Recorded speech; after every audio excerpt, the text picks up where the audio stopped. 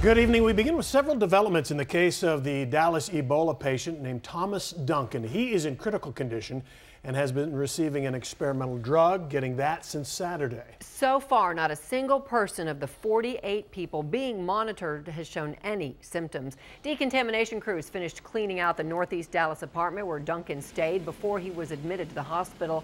And Governor Rick Perry created a state task force to respond to infectious diseases. Fox 4's Calvert Collins joining us now with why, Calvert, this is considered a critical week in the Dallas Ebola investigation. Well, Steve and Heather, that's because a lot of those individuals that came into contact with Thomas Duncan, this is within that important time period when they would likely be showing symptoms.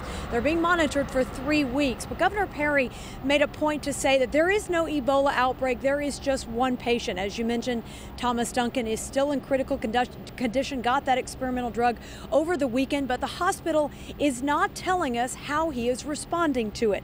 Now, as for the 4 dozen people that he had contact with before he was hospitalized, they are now being investigated. 38 of them are considered low risk. The other 10 are high risk, including his girlfriend and her 3 children. They're all having their temperatures taken twice a day and describing how they feel. As of last night, no one had shown any sign of fever or other Ebola-like symptoms, but now the focus is shifting outward. Now, our concern is with the neighbors now. We've got the folks that are contacts. We now have to focus the neighborhoods and that apartment complex and that area. Duncan's girlfriend, Louise Troe, attends Wilshire Baptist Church in East Dallas. The senior pastor there has been in close contact with her. As you may remember, on Friday, her family was moved to a safe, secluded 4-bedroom home on a gated property within the city limits. County Judge Clay Jenkins and the senior pastor, George Mason, met with the family this morning. We're told that they gave one of her sons a football. Now, they have been ordered to stay on that property until October 19th because that is pretty much the final day that this whole group is being watched for any Ebola-like symptoms. Steve and Heather. All right, so Calvert, talk about, if you could, why this is such a critical week for the symptoms.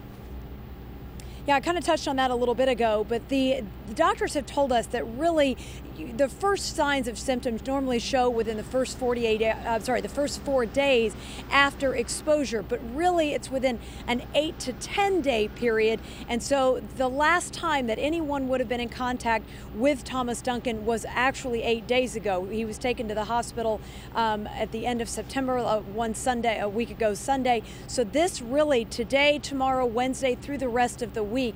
That's why so many doctors and CDC staff are focused on talking to these individuals, these 48 people, every day to make sure there are no changes in how they're feeling every day.